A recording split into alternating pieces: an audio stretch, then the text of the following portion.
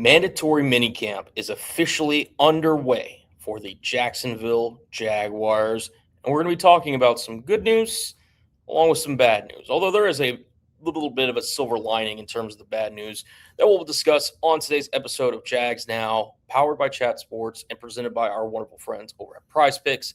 I'm your host, Cullen Brown. Thank you guys so much for tuning in. So we're going to be talking about some initial takeaways and some news that came out of mandatory minicamp surrounding Travis Hunter, Chris Rodriguez, Brian Thomas Jr., who it seems like good news is always flying in for BTJ, and just some, kind of news roundup from everything from that I've been at least seeing from people that are boots on the ground for the Jacksonville Jaguars. So we're going to talk about that on today's episode of Jags Now. But guys, we are on the road to 3,000 subscribers here on the channel. We're less than 100 away. Can you be a part of the first 3,000 people that we have subscribed here at Jags Now? We are going to try to grow this channel into a bigger community than anything else on Jaguars YouTube. So if you want to be a part of that, hit that subscribe button. It's completely free, and we'll have you guys covered all offseason long into the season throughout the calendar year surrounding your Jacksonville Jaguars. Okay, let's start with the good news now in terms of just the positive aspect of Travis Hunter. Liam Coen kind of provided a slight update on the former Colorado Buffalo. And, there's been flashes of him at least, not doing any drills per se, but just kind of being around the team. And, there was a picture going around him today. It looks like Travis Hunter put on a little bit of muscle going into year two. And Coen did talk about Travis Hunter and his just kind of progression. So, and I thought this was really cool to hear from Liam Coen. He had this to say. Travis, I know he ran a 22.6 this morning outside here. He was talking a lot of smack to the director of performance science, Chris Batch, and the athletic directors. He's worked his tail off. I've got to give him a lot of credit to our strength staff, athletic training, sports science. They've just kept him not motivated because he motivates himself, but they've kept it creative for him, the drills, the way that they're pushing him and challenging him. And then he goes into the video room with each side of the ball, and he's able to get a ton of reps in there. So, yeah, watching him run around this morning at 22.6 was pretty fun to watch. 22.6 miles per hour for those who are wondering. And I think for Travis Hunter, he's got a big role. This is a big year for Travis Hunter. We've talked about it on the show. Don't even need to, keep rehashing it because Jaguars fans know what it is in terms of Travis Hunter, right? He is expected to be one of the not only lead outside cornerbacks alongside Monteric Buster Brown in Anthony Campanelli's defense and really be kind of a shutdown player that he showed at Colorado, but also still give you that offensive level production and then be that two-way player. How smart is it? What will the actual snap share look like? I'm not necessarily sure. But Travis Hunter, he's clearly taking this offseason seriously, which I don't know if there's ever a doubt that he would or wouldn't. I think Travis Hunter, one of the better things about him whenever he was coming out as an NFL prospect was his character. I mean, they would just rave about his work ethic, his ability to be coachable. And it seems like he has taken that from the University of Colorado into Jacksonville and really tried to help this culture that Liam Coen, James Gladstone, and others are trying to establish in Duval County. And the fact that he's running at 22.6 miles per hour, we'll talk about later in the show. Coen did give like an update in terms of all the 5 guys that did not participate during mandatory minicamp day 1. Travis Hunter basically he didn't give like a specific date on when Travis Hunter will be returning to team drills and start to get himself acclimated back into football. But by all accounts, based on that Liam Coen quote, you would have to lead to assume that he's at least on track from their kind of original timeline that they gave him, which will probably lead into training camp and, probably be at some point during that before we get into preseason mode where Travis Hunter's fully back. But it's good news nonetheless to hear that he's running fast, that he's being creative, he's determined, and that he is looking to really make 2026 the year of Travis Hunter. And I think all Jags fans should be excited. We are going to talk about some bad news with a little bit of a silver lining and plus the more takeaways from mandatory minicamp day 1.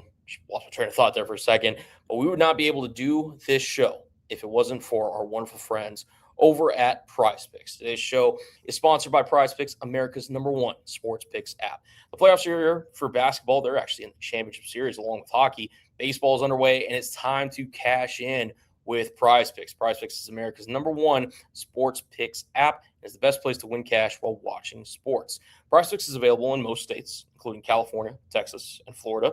The app is really easy to use. Just pick more or less on a few players' stats and lock in your lineup. And I've got a little 4-pick power play lineup for some hoops action that is coming up, a little $10 to win $50 to $5 lineup. I got De'Aaron Fox more on his 4.5 assists. I think he just has a veteran presence. He's always looking to get guys involved, so give me the more on his assists. Dylan Harper, he may be a rookie, but he has been balling out so far during the championship series. Give me more on his points, rebounds, and assists. Jalen Brunson, I think he's going to have a big game. Look for him to knock down at least 2 3-point attempts. And then OG Anunoby, I think he's been the one constant throughout this playoff run. Give me the more on his points. Like I said, $10 to win 55 there on that Prize Picks lineup. A new user offer. Download the Prize Picks app today with the link in the comments and the description and use code HMA to get $50 in lineups after you play your first $5 lineup. That's code HMA to get $50 in lineups after you play your first $5 lineup. Prize Picks. It's good to be right. Shout out to Prize Picks for holding it down here at Jags Now. As we get into the kind of the back half of the show, and unfortunately, look, there is a little bit of bad news, but it's not all bad, and we'll kind of explain what that means here. So Chris Rodriguez, there was a little bit of concern why he hadn't shown up to any of the media available portions of OTAs, and he was not available during mandatory minicamp day 1 today, and we finally got clarification from that. We actually did a short on the channel, so hopefully you guys check that out. But Rodriguez hadn't been working with the team during the offseason program. Instead, he was working his way back from surgery on his left foot while he injured during the conditioning program. So a little bit of a bummer for Chris Rodriguez, who we've mentioned multiple times. He was the lone external signing this NFL free agency for Jacksonville and looked to be a big part of this rushing attack next to Bashal Tutin. Coen did give an update, though, which is more of the positive spin on this, that he will be full go come training camp. But it's never just ideal whenever you're entering a new offense, a new situation, and you're not able to kind of hit the ground running, no pun intended there. But, if you're Chris Rodriguez, you obviously have the history with Liam Coen back from his days at Kentucky. And Coen has a vision for Rodriguez in this offense. And I don't think him missing time is necessarily going to change that. But Bashal Tutin, from all accounts and all reports, it seems like he's really taken a more just not necessarily serious approach, but he's definitely shown more flashes and more of that ability that I think Jacksonville was hoping they'd see out of the former 4th-round pick. And, what was the necessary snap count going to look like if Chris Rodriguez was going to stay healthy versus the injury that he's got now? I don't know if it's that different now. Obviously, there's still a lot of time for Chris Rodriguez to get healthy, mix it up with Bashal Tutin, and still be a factor in this offense. But he is kind of a loser in the aspect of, okay, you're just going to be a little bit more behind than Bashal Tutin, LaQuint Allen, Jamari Taylor, and others in that running back room, DJ Dallas, Amir Abdullah, to name just a few. But yeah, I think that, if you're Jacksonville and Chris Rodriguez, obviously his health's most important. You hope to get him back as soon as possible. It just sucks that, unfortunately he did have to have that surgery on his left foot. And, it's just going to push that, chemistry and everything to roll with Liam Coen and this offensive crew. And when they're trying to hum and trying to really build some momentum here. So hopefully Chris Rodriguez can get healthy and start to contribute into these, mini camp practices and get ready for training camp, which it sounds like, based on what Liam Coen said, he should be good to go. So that'll kind of take us into some of the other day 1 takeaways from mandatory minicamp.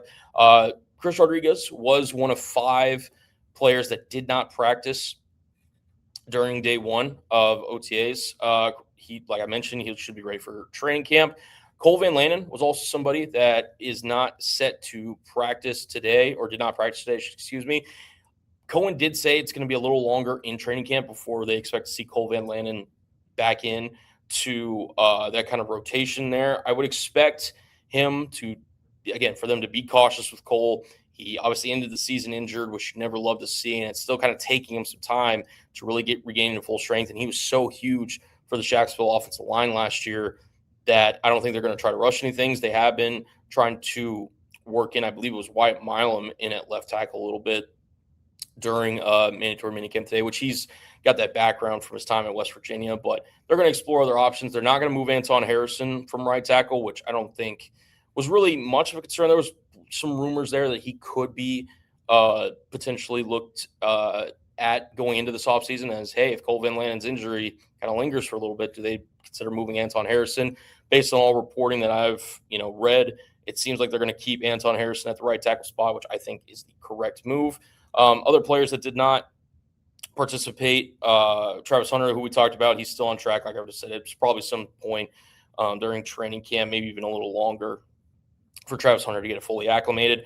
And then Hunter Long and Jourdan Lewis also did not practice, but they did not receive any kind of updates. So I'm assuming it's going to be kind of more of a day-to-day situation unless we hear something else on both Long and Lewis. So just keep an eye on that, but just wanted to pass that information along.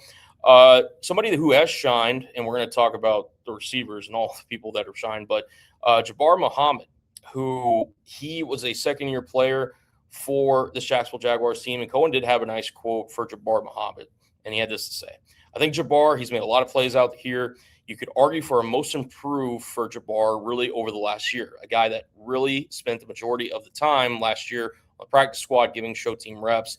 He's made so many plays out here. I think we're excited about what he's able to do. And he's competing for a roster spot along with Christian Braswell as kind of those depth cornerback pieces that can play either on the outside boundary or in the slot in Anthony Campanelli's scheme. And, if you're Muhammad, obviously you're going into your second year where you're really hoping to kind of show your stuff, and he's kind of on track with that. Christian Braswell, I think, is going to be somebody that he, has got to give his best effort because his roster spot is not guaranteed. But Jabbar Muhammad, I've seen this from a couple of Jaguars, beat writers, that he's kind of shined and stood out so far through OTAs and obviously the first day of mandatory minicamp as well. So just wanted to point that out. And then it just seems like it seems like almost a given at this point.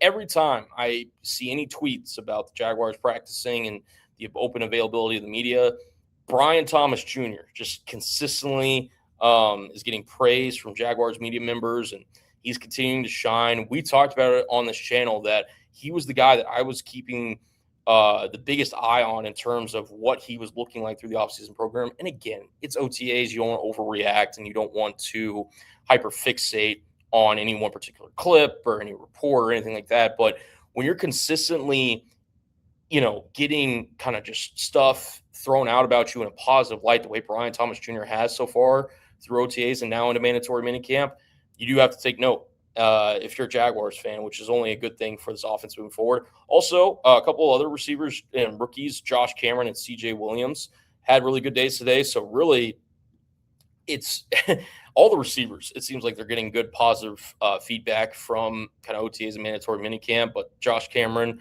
and CJ Williams become two of the latest guys to have maybe a couple of big splash plays to kind of get highlighted and noticed from mandatory minicamp. So wanted to pass that along as well. And credit to them, right? Because this is going to be a room that I think low-key has sneaky competition, right? Because you obviously have the big three plus Travis Hunter competing against your top four spots. How many wide receivers do the Jaguars want to keep? Do they want to keep 5, 6, 7, whatever the case may be? You obviously have a plan and a vision. And I think for Josh Cameron, it was really important just because he's kind of dealt with injuries leading up to this kind of first mandatory practice. And he had a really good day and showcased what the Jaguars saw in him during the draft process. So a really good showing from him.